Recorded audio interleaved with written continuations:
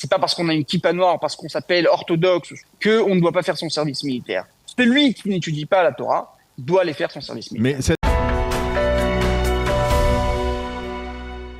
Mais le plaisir d'être en ligne avec le député Chass Yossi Tayeb. Yossi, bonjour, Boker Tov.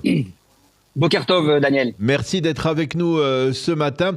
On voulait avoir d'abord votre réaction à la dernière information qui vient du bureau de la conseillère juridique du gouvernement, Galit Barav-Miara, qui a décidé hier, on va dire apparemment de manière arbitraire, d'imposer une sanction, une nouvelle sanction, cette fois en direction des yeshivot qui auraient des élèves dans le cadre de ces yeshivot, qui auraient des élèves qui ne voudraient pas s'enrôler dans l'armée israélienne. Eh bien, ces yeshivot seraient sanctionnés puisque ils ne pourraient pas distribuer de serfa à leurs donateurs. C'est une décision, c'est une nouvelle arme dans l'armada de la conseillère juridique du gouvernement que l'on n'avait pas vu venir pour l'instant dans le monde orthodoxe. Non, on s'attendait à tout. Je pense que Miara, ce qu'elle fait ces dernières années, je vais être clair, Daniel, ce qu'on voit et sa décision d'hier, je pense qu'elle dépasse largement une simple décision administrative. Quand on s'attaque de manière répétée à un public spécifique, quand on crée volontairement des tensions au lieu d'essayer de les apaiser, je pense qu'on doit se poser la vraie question, à qui tout ça sert? C'est ça. Quel est l'objectif d'une telle mesure, on va dire concrètement? Exactement, parce qu'au fond, ce genre de démarche, il est clair qu'elle ne renforce pas la société israélienne, bien au contraire, elle divise, elle affaiblit. Et je dis ça, Daniel, avec une grande responsabilité. Malheureusement, certains utilisent ces sujets sensibles pour faire de la politique, pour créer des crises, pour déstabiliser le gouvernement.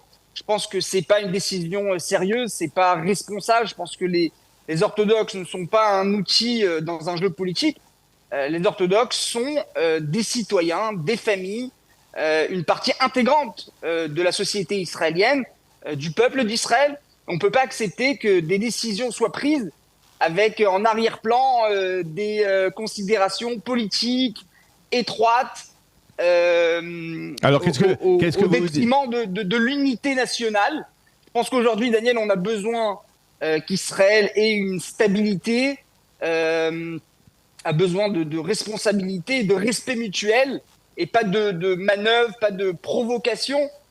Et je le dis clairement, Daniel, le public orthodoxe et nous, les représentants, on laissera personne diviser la société israélienne pour des intérêts politiques. On va revenir sur la division dans la société israélienne, mais je voudrais me focaliser d'abord sur la conseillère juridique du gouvernement. D'abord, est-ce qu'elle a le droit de prendre une telle initiative? Est-ce que cette initiative, elle peut se concrétiser? Elle peut avoir un effet, même sans être votée, par exemple, à la Knesset? Malheureusement, ce qu'on voit ces dernières années, c'est que Miara se prend des responsabilités. C'est la raison pour laquelle à la commission des lois, hier encore, il y a eu une commission autour de la loi qui va séparer les samkhouyot qu'a le Yoetz Hamishpati, donc la conseillère du gouvernement, afin justement de ne pas pouvoir la laisser prendre des décisions alors que le peuple a voté. Chacun d'entre nous se trouve à la Knesset, a été élu par le peuple. C'est le peuple qui doit décider dans une démocratie. C'est le Parlement, c'est le gouvernement qui décide et le peuple juge.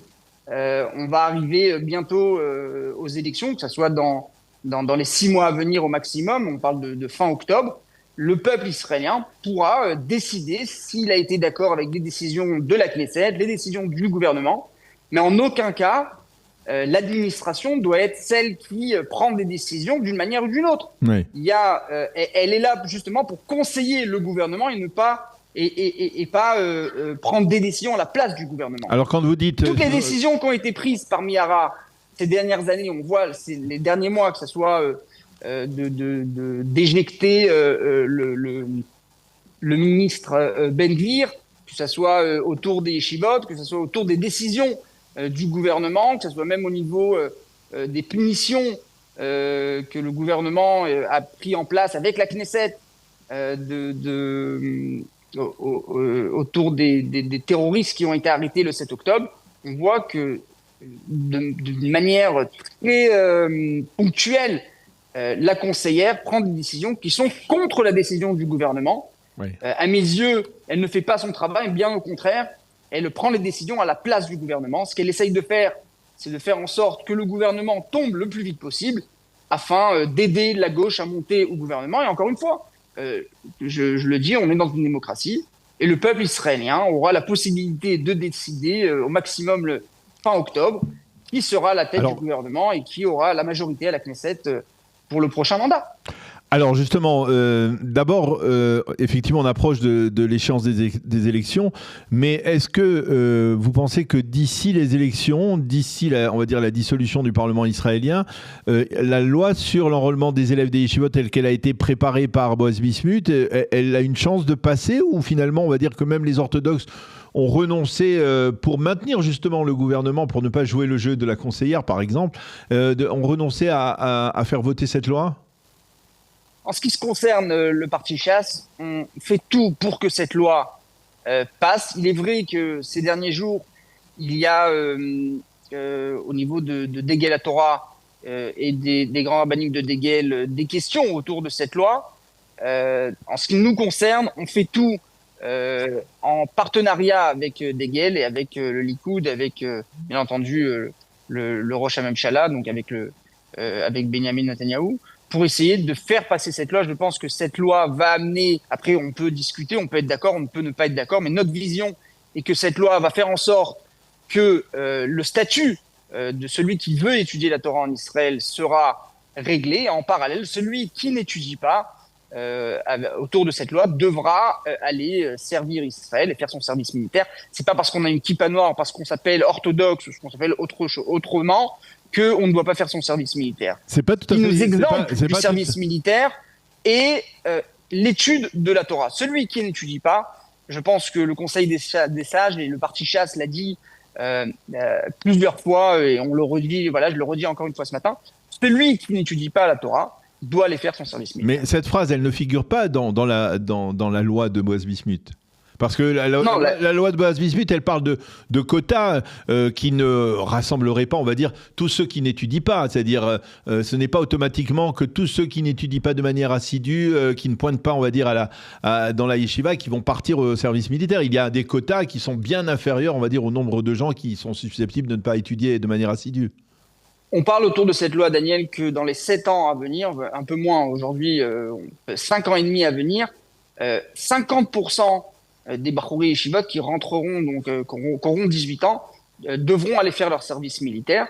Je pense qu'il y a une procédure à avoir. On ne peut pas du jour au lendemain dire « Ok, à partir d'aujourd'hui, si dans le monde orthodoxe, on a 20 000 étudiants qui demain ont 18 ans, 25 000 d'entre eux devront aller à l'armée. » C'est une chose qu'on ne peut pas faire changer une société du jour au lendemain. Mais si à partir du moment où la loi rentre en vigueur et qu'on dit il y a 7 500 qui doivent rentrer en 2026, en 2027 on monte déjà presque à 12 000 et au fur et à mesure on arrive à peu près à 25 000 étudiants par an orthodoxes qui devront aller faire leur service militaire, je pense qu'on rentre grosso modo dans les chiffres de personnes qui utilisent le fait qu'ils sont orthodoxes ou qui ont grandi dans des familles orthodoxes qui aujourd'hui ne le sont plus et se permettent de ne pas aller à l'armée. Ceci fera en sorte que celui qui étudie la Torah pourra continuer à étudier la Torah et celui qui ne l'étudie pas devra aller faire son service militaire. Alors on l'a vu,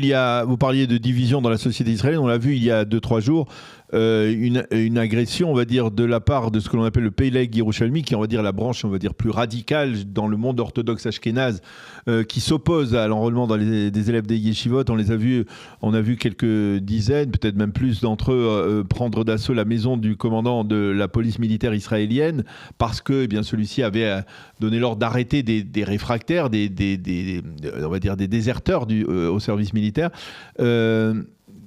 Vous comprenez que ce genre d'attitude, elle peut susciter, on va dire, une forme de malaise, au moins, dans la société israélienne, alors que l'on est en pleine guerre, qu'il y a des dizaines de milliers de soldats qui combattent au sud Liban ? Tout à fait, je pense que le comportement du Peleg est un comportement qui n'est pas acceptable.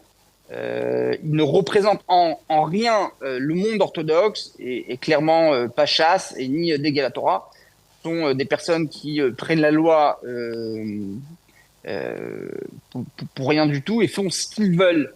Je pense que ces personnes-là doivent payer un prix très cher. On est dans une démocratie, on est dans un pays, dans un État où il y a des lois. Les lois doivent être respectées. En aucun cas, on doit se permettre de faire des choses qui sont hors la loi et bien entendu encore moins venir attaquer un soldat ou une soldat. C'est des choses qui ont été dites d'une manière très claire par le parti. Je le dis encore une fois ce matin. Ces personnes n'ont rien à voir avec le monde orthodoxe, n'ont rien à voir avec la Torah, ne représentent pas ni la Torah, ni le monde de la Torah, ni le public orthodoxe dans sa majorité. On parle d'une minorité extrémiste qui n'a rien à voir avec nous, qui n'est pas représentée à la Knesset, n'est pas représentée ni par moi, ni par mes amis. Et ces personnes-là doivent être arrêtées, doivent payer le prix fort. Dans la perspective des élections aujourd'hui, certains affirment que le monde orthodoxe, si le Likoud n'est pas suffisamment fort, si le parti de Benyamin Netanyahou n'est pas suffisamment fort pour passer et obtenir une majorité de 61 députés, eh bien, ils disent que finalement, la gauche, ou on va dire le centre aujourd'hui, pourra trouver un compromis avec des partis orthodoxes comme le parti Chasse, comme c'était à l'époque le cas au moment par exemple, des accords d'Oslo, au moment du gouvernement d'Yitzhak Rabin. Vous pensez que c'est un cas de figure aujourd'hui possible ? Non, je le dis clairement, Daniel. Le parti Chasse ira avec Benyamin Netanyahou, avec la droite. La droite gagnera. Tout ce qu'on voit, c'est du buzz, du spin, des rassemblements entre Bennett et Lapid. Chasse a été clair à ce sujet.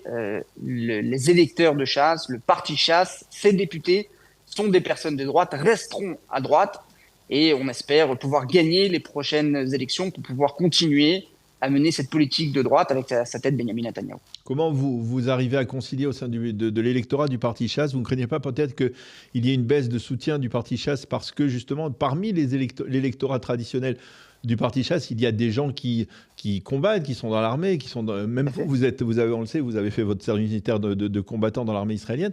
Vous ne craignez pas qu'à cette échéance électorale, eh bien, on assiste peut-être à une sorte d'affaiblissement de la part du parti Chasse parce que justement, il a adopté une position qui s'alignait, on va dire, sur les orthodoxes ashkénazes qui sont plus rigides, on va dire, en matière de service militaire.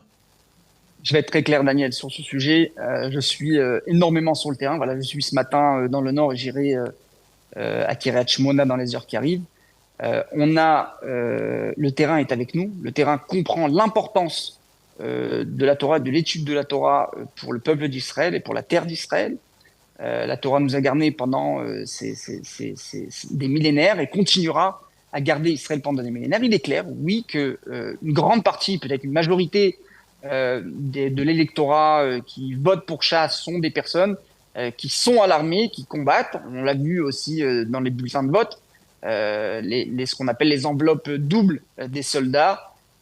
Chasse a reçu là-bas un pourcentage qui est bien au-delà de son pourcentage dans la société israélienne, ce qui prouve encore une fois qu'une grande partie des soldats, des combattants, des personnes qui sont à l'armée votent pour Chasse et on le voit sur le terrain. Voilà, Daniel, je vous le dis, Chasse est soutenu, continue à être soutenu par ces personnes-là. Il y a bien entendu une question autour de l'armée. Oui, l'armée, comment, de quelle manière? Oui, une loi ou pas une loi.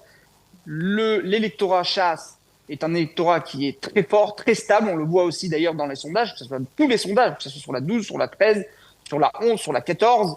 Tous les sondages prouvent que Chasse continue à être stable avec une marge de 9 à 11 mandats, ce qu'elle a toujours reçu ces dernières années. Chasse continuera à être fort, continuera à représenter l'électorat qu'il a voté. Je ne pense pas que Chasse va perdre des mandats autour de ce sujet aux prochaines élections. Eh bien, Yossi Taïeb, merci beaucoup d'avoir accepté de répondre à nos questions. Je rappelle que vous êtes député du parti Chasse. On aura certainement l'occasion de se reparler régulièrement au cours des prochains mois, qui seront des mois de campagne électorale. Merci beaucoup d'avoir été avec nous ce matin. Bonne journée et à bientôt. Shabbat Shalom. Merci à vous, Daniel. Shabbat Shalom.